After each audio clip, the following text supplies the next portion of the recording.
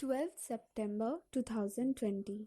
Welcome to another episode of Audio News, a new initiative taken by We4U to provide news in audio format for visually impaired. So let's begin. ICICI Bank has launched a new product named iStartup 2.0 to cater to the banking needs of startups and entrepreneurs.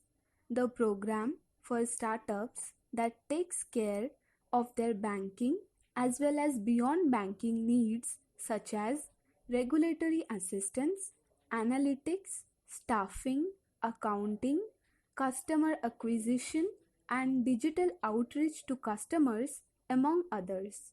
Next. The Union Home Ministry has granted the Foreign Contribution Regulation Act, also known as FCRA registration, to Gurudwara Harmandir Sahib or the Golden Temple in Amritsar. It will now enable the Golden Temple to receive foreign donations. The foreign contribution can be used by the Sikh Shrine for providing financial and medical assistance to the needy. It can also be used to organize langar, which is a free community kitchen. Next. International Day for South-South Cooperation is observed globally on 12 September every year. The day celebrates the economic, social, and political developments made in recent years by regions and countries in the South. It also highlights the United Nations' efforts to work on technical cooperation among developing countries. Next.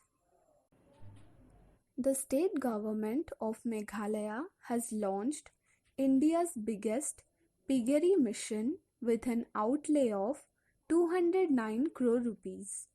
It is being launched under the aegis of Meghalaya Livestock Enterprises Advancement Society or MLEADS and funded by the National Cooperative Development Corporation or NCDC.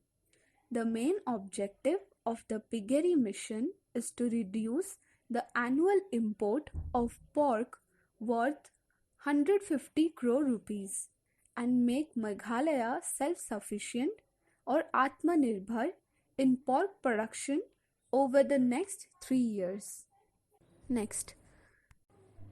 India has been ranked 105th position Global Economic Freedom Index 2020 annual report by Canada's Fraser Institute, which has been released in India in conjunction with Center for Civil Society, New Delhi-based think tank. This is the 24th edition of Economic Freedom of the World. The rankings were based on 2018 data and many new restrictions on international trade, tightening of the credit market due to non-performing assets or NPAs, and COVID-19's impact on debt and deficits did not reflect in India's score. The report has been divided into 4 quartiles based on the rankings. Next. United Nations Children's Fund or UNICEF has appointed Bollywood actor Ayushmann Khurrana as its celebrity advocate for children's rights campaign for every child.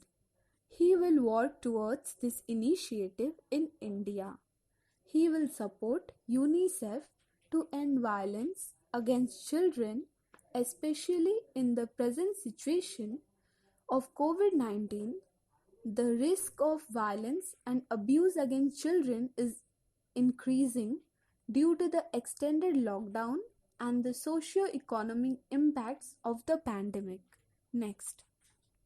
Securities and Exchange Board of India, which is responsible for regulating the Indian market in order to revamp its IT infrastructure network and Communication System shortlisted top companies, which includes Bharti Airtel and Wipro and others. Next.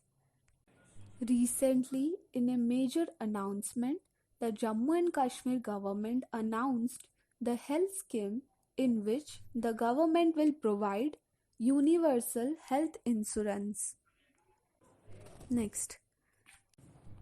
Chief Minister of Odisha, Navin Patnaik, on Friday launched the Garima scheme that aims to ensure safety and dignity of the core sanitation workers in the state who deal with fecal matter in toilets, septic tank, sewage, and treatment facilities.